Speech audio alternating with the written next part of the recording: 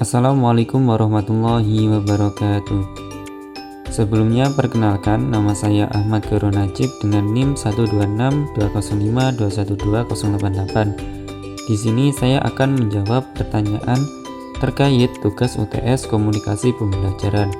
Oke, langsung saja kita lihat pertanyaan yang pertama. Nah, baik. Di sini ada pertanyaan, apa sih yang kamu ketahui tentang komunikasi? Jadi, komunikasi itu merupakan proses transfer informasi dari komunikator ke komunikan. Jadi untuk komunikator ini merupakan orang yang mengirim pesan atau mentransfer informasi, kemudian komunikan ini merupakan orang yang menerima suatu informasi. Selain itu, komunikasi bisa juga diartikan sebagai proses untuk menyampaikan dan menerima pesan, gagasan, dan informasi antara individu satu ke individu lain atau antara individu dengan kelompok. Baik, pertanyaan yang selanjutnya yaitu ada apa aja sih jenis-jenis komunikasi? Jadi, komunikasi itu terbagi atas 4 jenis. Yang pertama yaitu komunikasi verbal. Jadi, komunikasi verbal ini melibatkan penggunaan kata-kata dan bahasa untuk menyampaikan pesan. Jadi bisa melalui percakapan langsung atau secara tertulis. Kemudian yang kedua ada komunikasi nonverbal. Jadi untuk komunikasi nonverbal ini melibatkan penggunaan ekspresi wajah, gerak tubuh, bahasa tubuh, postur, intonasi suara, dan juga kontak mata untuk menyampaikan pesan tanpa menggunakan kata-kata. Jadi lebih ke ekspresi. Kalau yang verbal tadi bisa melalui ucapan atau secara tertulis. Kemudian yang ketiga ada komunikasi formal. Jadi komunikasi formal ini terjadi dalam konteks resmi atau profesional seperti dalam struktur organisasi atau hubungan bisnis. Jadi untuk komunikasi formal itu biasanya kata atau kalimat yang digunakan itu menggunakan bahasa baku atau bahasa resmi. Kalau yang keempat ada komunikasi informal. Jadi untuk yang komunikasi informal ini terjadi secara spontan dan tidak resmi antara individu atau kelompok. Jadi cenderung lebih santai dan tidak terikat dengan aturan atau norma tertentu. Selanjutnya yaitu apa sih aspek-aspek yang harus ada dalam komunikasi yang baik dan efektif. Jadi ada beberapa hal yang perlu diperhatikan dalam aspek berkomunikasi. Yang pertama yaitu kejelasan. Nah, kejelasan ini merupakan bahasa maupun informasi yang disampaikan itu harus jelas. Jadi kalau kita berbicara dengan orang lain itu kita harus menggunakan suara ataupun bahasa itu kita harus secara jelas. Yang kedua yaitu ketepatan. Jadi ketepatan di sini merupakan bahasa dan informasi yang kita sampaikan harus betul-betul akurat dan tepat sehingga ketika orang mendengar itu orang dapat percaya sehingga komunikasi kita itu menjadi efektif. Yang ketiga yaitu konteks. Jadi bahasa dan informasi yang disampaikan harus sesuai dengan keadaan dan lingkungan di mana komunikasi itu terjadi. Yang keempat ada alur. Jadi keruntutan alur bahasa dan informasi akan sangat berarti dalam menjalin komunikasi yang efektif. Dan yang kelima adalah budaya. Jadi aspek ini tidak hanya menyangkut bahasa dan informasi tetapi juga tata krama atau etika. Jadi ketika kita berbicara dengan orang, kita harus mengetahui kita berbicara dengan siapa. Misal mungkin dengan orang tua ataupun dengan kerabat yang jauh, kita bisa menggunakan bahasa yang biasa mereka gunakan atau bahasa yang sopan ataupun santun. Kemudian pertanyaan selanjutnya yaitu mengapa komunikasi yang efektif itu penting dalam pembelajaran di sekolah. Jadi komunikasi yang efektif itu penting dalam pembelajaran sekolah karena yang pertama dapat meningkatkan keterlibatan siswa. Jadi komunikasi yang baik antara guru dan siswa dapat meningkatkan keterlibatan siswa dalam proses pembelajaran. Jadi ketika merasa didengar dan dipahami oleh guru, mereka cenderung lebih terlihat dalam kelas, kemudian aktif dalam berpartisipasi dan lebih termotivasi untuk belajar. Yang kedua yaitu pengembangan keterampilan sosial. Jadi melalui komunikasi yang efektif, siswa itu dapat belajar berinteraksi dengan baik dan dalam konteks sosial. Jadi mereka biasanya akan memiliki kesempatan untuk berbicara di depan orang lain, kemudian mendengarkan dan merespon dengan teman sekelas, serta membangun hubungan yang positif. Komunikasi yang baik juga membantu siswa memahami perspektif orang lain dan menghargai keragaman dalam kelas. Yang ketiga yaitu penciptaan lingkungan belajar yang positif. Jadi komunikasi yang efektif itu dapat membantu menciptakan lingkungan belajar yang positif di dalam kelas. Jadi guru yang mampu mengkomunikasikan harapan, norma, dan aturan dengan jelas membantu siswa memahami ekspektasi yang diberikan. Jadi hal ini akan menciptakan struktur yang stabil dan memungkinkan siswa merasa aman dan nyaman dalam belajar. Kemudian yang keempat yaitu meningkatkan motivasi dan hasil belajar. Jadi komunikasi yang baik antara guru dan siswa dapat meningkatkan motivasi belajar siswa. Ketika siswa merasa didukung dan diberikan umpan balik yang konstruktif, mereka cenderung merasa termotivasi untuk mencapai hasil yang lebih baik. Kemudian yang kelima yaitu membangun hubungan guru dengan siswa yang kuat. Jadi komunikasi yang efektif itu dapat membantu membangun hubungan yang positif antara guru dan siswa. Hal ini menciptakan ikatan emosional yang kuat antara guru dan siswa, yang pada gilirannya akan meningkatkan kepercayaan, kemudian rasa saling menghormati dan kerjasama dalam pembelajaran. Baik, pertanyaan yang selanjutnya, bagaimana agar komunikasi itu dapat berjalan efektif di dalam kelas? Jadi, sebagai seorang guru, kita harus menjadi komunikan yang handal. Kita harus belajar bagaimana kita berkomunikasi dengan siswa sehingga kita dapat menjadi contoh yang baik bagi siswa. Kemudian yang kedua yaitu mengajukan pertanyaan. Jadi ketika kita di dalam kelas, ketika kita mengajar itu harus mengajukan pertanyaan-pertanyaan yang membangun sehingga siswa itu dapat membalas atau merespon pertanyaan kita sehingga komunikasi itu dapat berjalan efektif. Kemudian yang ketiga yaitu menerapkan metode belajar.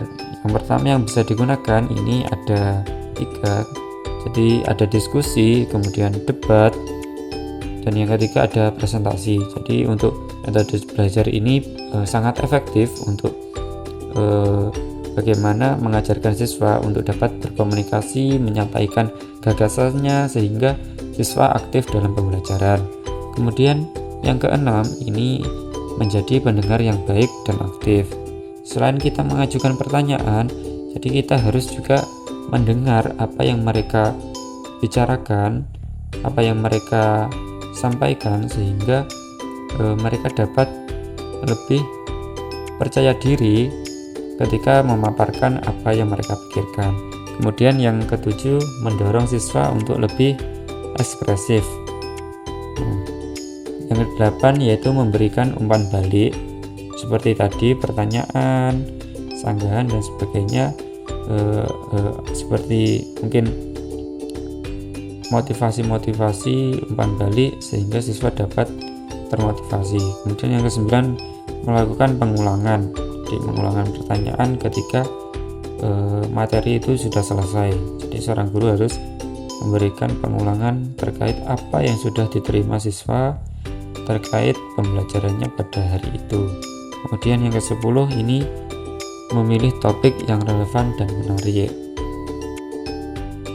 Baik, selanjutnya, nah di sini kiranya bagaimana sih tahapan agar komunikasi yang baik di sekolah dapat dilakukan secara praktis dari seorang guru di dalam kelas. Jadi yang dapat kita lakukan agar komunikasi itu praktis di dalam kelas, yang pertama yaitu menetapkan harapan. Jadi kita sebagai guru harus memulai dengan menetapkan harapan komunikasi yang jelas di kelas, termasuk aturan tentang bagaimana siswa seharusnya berbicara satu sama lain dan juga bagaimana siswa berbicara kepada guru. Yang kedua yaitu aktif mendengarkan. Nah, di sini guru harus memberikan perhatian penuh kepada siswa saat berbicara. Jadi tunjukkan dengan ekspresi wajah dan gerakan tubuh bahwa Anda benar-benar pendengar yang baik.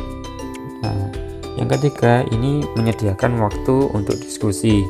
Jadi guru dapat menjadwalkan waktu dalam setiap pembelajaran untuk diskusi kelompok atau hanya tanya jawab, sehingga setiap siswa itu memiliki kesempatan untuk berpartisipasi.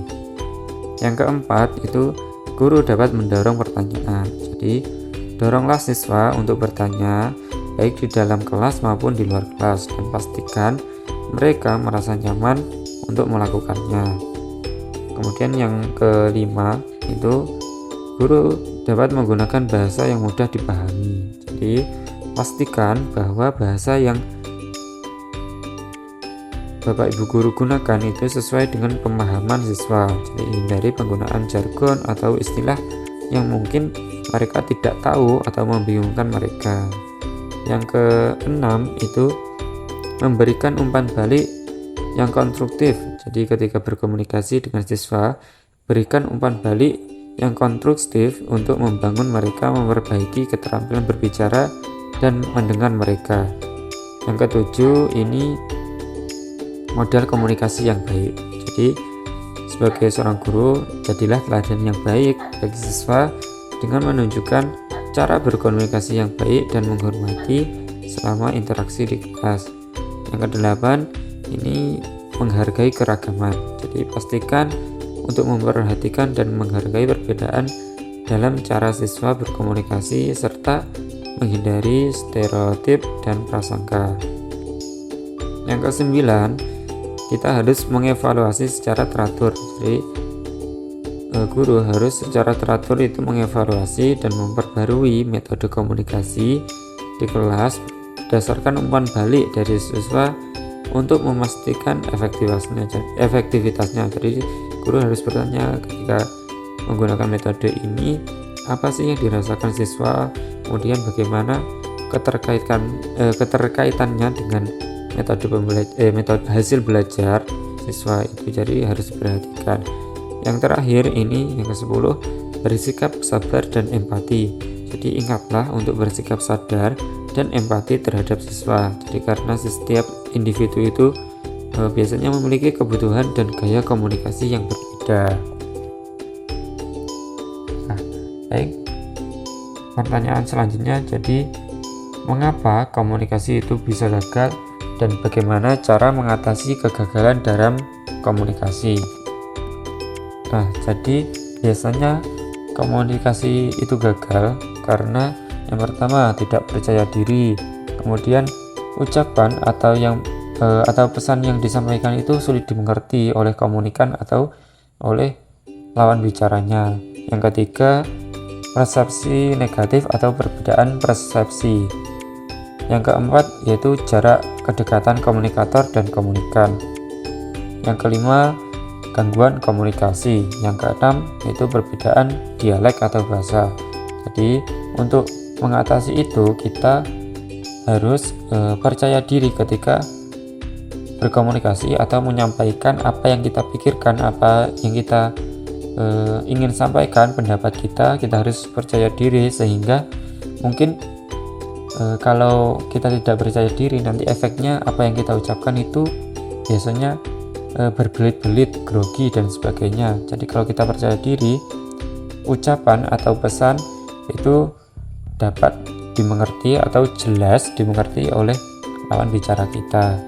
Nah, jadi untuk mungkin menangani perbedaan persepsi itu biasanya dengan ya kita meluruskan apa yang mungkin orang lain pikirkan terkait apa yang kita bicarakan, sehingga kita sama-sama sejalan dengan apa yang sudah kita sampaikan. Kemudian jarak, kedekatan komunikator dan komunikan kita harus perhatikan betul-betul. Jadi ketika kita berbicara dengan orang yang jauh atau mungkin lawan bicaranya kita agak berjauhan, kita itu harus mungkin menaikkan nada bicara sehingga apa yang kita omongkan itu terdengar. Jadi kalau jaraknya terlalu jauh, nanti apa yang informasi kita sampaikan itu biasanya tidak terdengar oleh lawan bicara kita. Kemudian mungkin kita untuk yang keenam ini perbedaan dialek atau bahasa. Jadi untuk mengatasinya agar mereka paham, mungkin semisal kita nggak tahu dia itu dari suku mana atau dari daerah mana, sehingga perbedaan bahasa itu pasti ada. Jadi kita harus bertanya dulu, atau mungkin kalau kita sudah tahu teman kita itu biasanya menggunakan bahasa apa, mungkin bahasa